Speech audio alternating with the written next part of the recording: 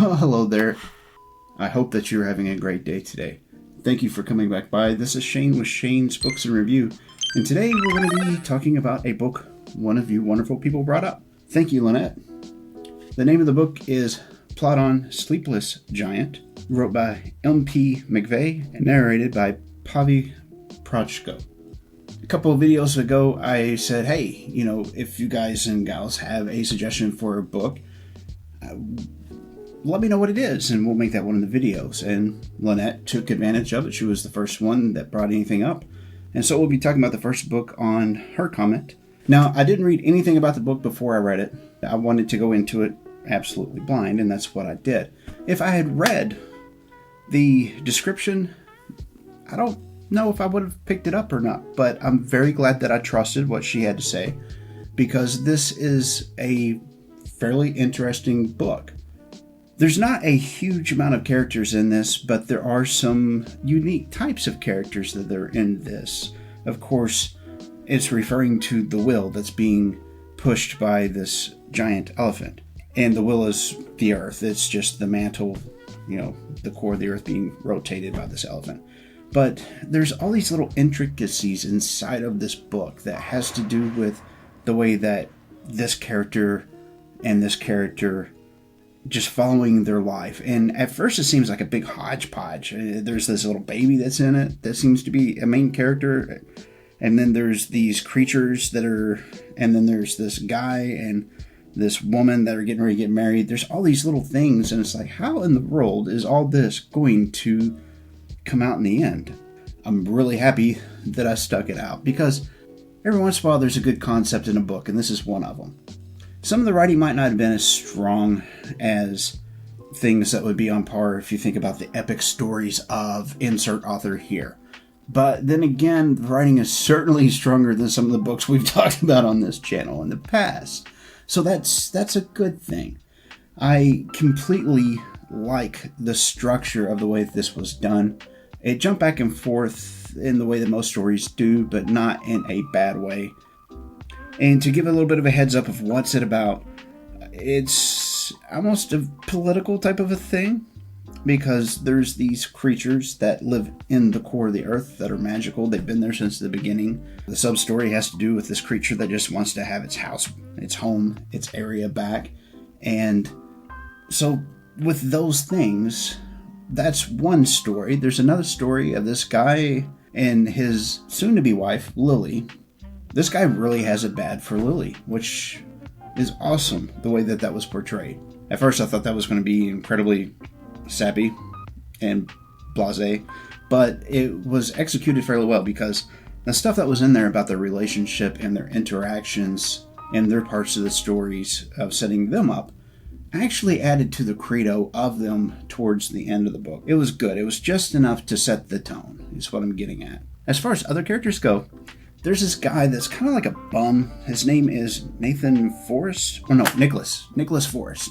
And he's kind of like the wild child crazy kid that never grew up. He likes to get on roofs and howl at the moon, and he's got this thing about trains, and he's just a very uniquely wrote character. His sister, she's just as unique in her own way.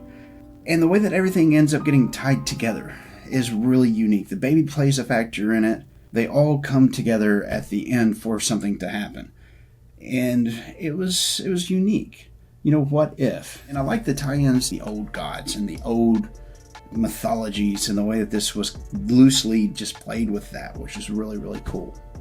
So the question is this book worth your time, efforts, and energies? Well, maybe. If you happen to be looking for something that is a little bit off the beaten path and has interesting premises, a bit of comedy, this might be something that's for you. Some of the feelings of the book. What did the book make me feel? There was a little bit of anxiety that I had in here. A thing that happens between two of the characters, and it was the concepts of what character A and character B were doing whenever this was happening. And the mind trip that came along with imposters, people not being who they say they are, body snatchers type of a thing, and how that would affect negatively the people that they were interacting with. And then being able to see how this was playing out as well. Of course, accumulating to the end game, but the anxiety came from what that would do within a relationship of people. Like I said earlier, whenever the setup was happening for Edward and Lily, that is where this kind of played into it. And then also at the very end of the book. But it was that. And then come to find out who one person is and another person is and whatnot and who's it's and those sorts of things. I had a major issue with that character that was an imposter. When you read it, you'll know what I'm getting at. There's one transgression that was done that I really just don't think that something of that caliber would actually do. But that doesn't mean I didn't enjoy the book. I did, completely. It is now that time for Question of the Week. What if there was something that was turning the mantle because it was turning the core of the earth, and it just stopped? What do you think would happen? There's fairly good descriptors in this book about what could happen. With the absence of the Coriolis effect all at once, the Earth just stopped spinning. What would that do? Because we are spinning at a particular speed. And if we were to just all stop at the same time, do you think anything would still be standing? That's a good question. But I'll leave it to you. What do you think would happen if the Earth did just bloop, stop spinning? Now for the most interesting things that I found in the comment section this week. Of course, there was Lynette's wonderful comment cluing us into this book. Thank you so much for your comments. And if you want to get your splash up on the screen, all you have to do is leave your comments down there, and we'll do that as long as they're clean. What are we going to be reading in the next couple of weeks? Well, I've been mentioning Marco Close. I've been bringing that up over and over because I want to finish out that series, because it's getting to be that time for Pendergast to come out. Yes, it's getting towards the end of the year. New Pendergast book. Can't wait.